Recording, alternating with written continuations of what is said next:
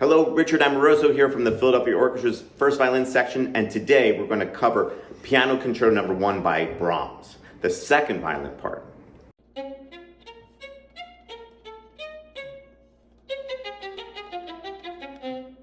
Earlier I released the performance of this excerpt, and now here is the lesson that goes along with it. Before we get started, a quick reminder to hit that subscribe button. So one of the more important aspects of this excerpt is articulation. And a lot of these notes have dots written on them, most of them, if not all. You know, the dots on the 8th notes and dots on the 16th notes. Now, there are a few articulations that are not specified. And so sometimes you sort of wonder if this is just the editor's markings or Brahms markings. I would say that a lot of times we take what we see very literally as orchestral players. So I'm looking at this part and banking on the fact that these are Brahms sort of markings. But you can put in the comments if you have any kind of questions about that, or you can argue something different.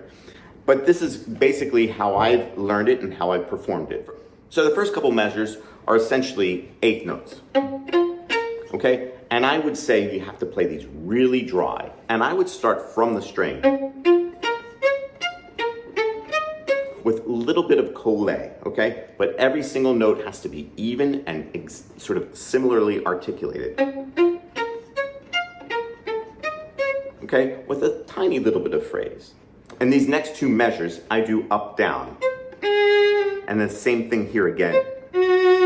So as to be in the upper half of the bow for these next measure and a half. Okay? Seems to work well. You could sort of hook this and then down here. That's fine. I just prefer this sort of structure of the bowing. And then with the G flat, you have an accent. But there's no accent on this D flat after that. And lots of times people are very careless and sometimes accent these sort of notes that are clearly that clearly do not have accents. So here, accent. No accent. No accent. And again, with a nice phrase all the time. Then here, now there's no accent in this C natural, okay?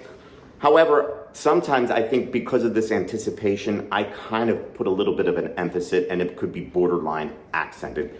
But I think just musically speaking, a little bit of a sort of articulation, it's okay to kind of just bring that C natural out a little bit.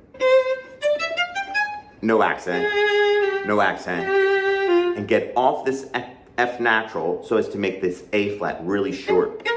So, off, release, and then play the 16th note passage very, very rhythmically. Don't rush, but play, with a crescendo. Sometimes having a crescendo might cause you to push ahead. Try to avoid any temptation to rush. So, okay, very steady. And then here, make sure you group these notes 2/16 to the next 8th. Okay, bum, daka dum, okay? Continuing that crescendo, okay? Then trill with a turn. Make sure the turn is very much heard and not sort of garbled up with the trill.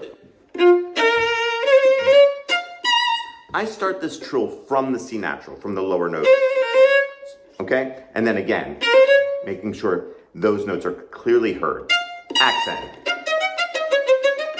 Okay, this F natural, I don't put an accent. I try to really kind of phrase off of it and keep it very sort of plain sounding, maybe just a little bit of vibrato. And then really count.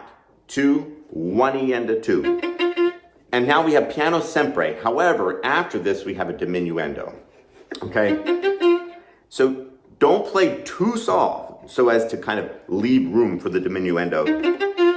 2, 1 and 2 and 2. And really soft. As you get to the G string, it does get a little easier to play softly. And all these notes, no accent, very short with a tiny bit of vibrato. Okay, and this last bit, very difficult. Okay. So, again, be very, very aware of the articulation in this excerpt. Be very aware of the, I would say the rhythm, of course, and the intonation. But don't forget about the phrasing and the sort of the larger part, which is playing the music. Thanks for watching. More videos about excerpts coming soon, so stay tuned.